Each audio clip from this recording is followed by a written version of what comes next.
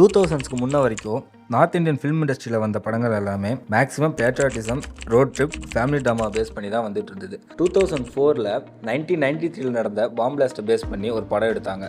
அந்த படமும் சென்சார் போர்டுனால இந்த ஈவெண்ட்டோட வெர்டிக்ட் இன்னும் பெண்டிங் இருக்குன்னு சொல்லிட்டு பேன் பண்ணுறாங்க. அந்த படம் 2004 லொக்கானோ ஃபிலிம் ஃபெஸ்டிவலில் ஸ்க்ரீன் ஆகுது. 2007 Feb 9ல் தியேட்டருக்கு ரிலீஸ் பண்ணுறாங்க.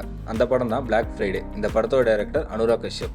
பிளாக் ஃப்ரைடே அனுராக்கோட செகண்ட் ஃபிலிம். இவரோட ஃபஸ்ட்டு படம் பஞ்ச். 2000ல் முடித்த இந்த படம் 2009ல் தான் இந்தியாவில் ரிலீஸ் ஆகுது. அதுக்கு முன்னாடி இந்த படம் 2003ல் ஹம்பர்க் ஃபிலிம் ஃபெஸ்டிவல்லையும் 2006ல் Indian film festival of Los ஏஞ்சல்ஸ்லையும் ஸ்க்ரீன் பண்ணுறாங்க. ஏன் 9 இயர்ஸ் கேப்பு? திரும்பவும் சென்சார் போர்டு தான். இவரோட படத்தில் violence, drug usage and profanity issues அதிகமாக இருக்குன்னு சொல்லிட்டு அந்த படத்தையும் பேன் பண்ணுறாங்க. அந்த படத்தோட டீம் சென்சார் போர்டோட ஒரு காம்ப்ரமைஸ் பண்ணி சில கட்ஸுக்கு அப்புறம் திரும்ப சென்சார் சர்டிஃபிகேட் அந்த படத்துக்காக வாங்கி அந்த படத்தை ரிலீஸ் பண்ணாங்க. அவர் எடுத்த ஃபர்ஸ்ட் 2 படமுமே சென்சார் போர்டுனால பேன் ஆகி லேட்டாக ரிலீஸ் ஆகுது.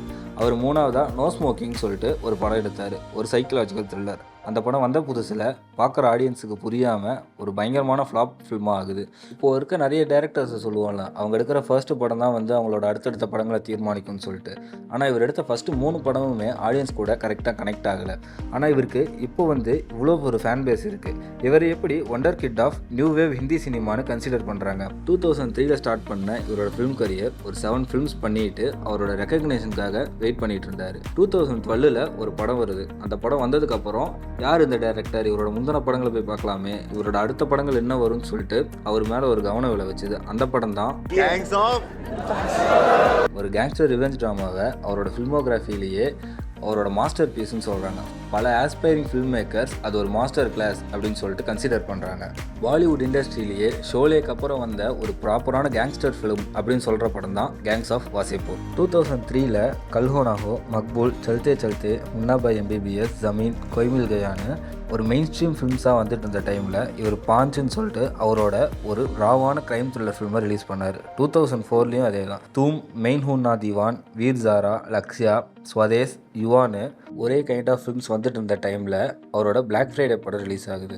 ஸோ 2000ஸ்ல மெயின் ஸ்ட்ரீம் மசாலா படங்கள் வந்துட்டு இருந்த டைமில் அனுராக் கஷ்யப்போட படங்கள் தான் கொஞ்சம் டிஃப்ரெண்ட்டாக வர ஆரம்பிச்சிது. விஷால் பரத்வாஜ், சஞ்சய் லீலா பன்சாலி மாதிரி film makers normal Hindi masala மூவிஸ்ல இருந்து வெளியே வந்து நியூ கண்டென்ட் ஃபிலிம் பண்ணியிருக்காங்க. ஆனால் அது லிட்ரேச்சர் அடாப்டேஷனாவோ இல்லை ஏதோ ஒரு இன்டைரக்ட் வே ஆஃப் பேட்ரியாட்டிசமோ இருக்கும். ஆனால் அனுராக் கஷ்யப்போட ஃபிலிம் தான் ஹிந்தி சினிமாவுக்கு ஒரு ராவான கண்டென்ட்டை இன்ட்ரடியூஸ் பண்ணுது. அவரோட படங்கள் ஹியூமன்ஸோட டார்க் சைடை ரிஃப்ளெக்ட் பண்ணும்.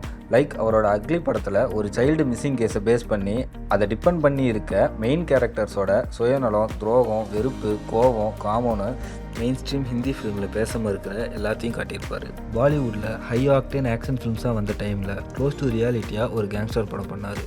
ஈஸியாக ஒரு கேங்ஸ்டருக்கு கன் கிடைக்கும்னு காமிச்ச பாலிவுட்டில் ஒரு கேங்ஸ்டர் ஒரு கன்னை தான் இடத்துக்கு கொண்டு வர எவ்வளோ ரிஸ்க் எடுத்திருப்பான்னு காமிச்சிருப்பார்.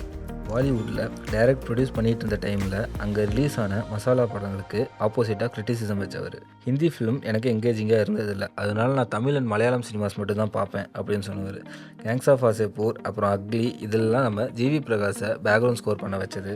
அப்புறம் பிளாக் ஃப்ரைடேல நடராஜனையும், கேங்ஸ் ஆஃப் வாசேப்பூரில் ராஜீவ் ரவியும் சினிமோட்டோகிராஃபராக யூஸ் பண்ணதுலேருந்தே தெரியும் இவர் சவுத் இந்தியன் ஃபிலிம் இண்டஸ்ட்ரியை எவ்வளோ இன்ஸ்பயர் பண்ணி இருந்திருக்காருன்னு. அனுராக் கஷ்யப் இப்போது கென்னடி, துபாரா, பைசா போல்தா ஹே மாதிரி படம் பண்ணி ஒரு விக்டரிக்கு ஸ்ட்ரகிள் பண்ணாலும் அவரோட gangs of Wasseypur, ugly, Raman Raghav, black Friday, DevD மாதிரி படங்களே போதும் அவரை wonder kid of new wave Hindi சினிமான்னு சொல்கிறதுக்கு.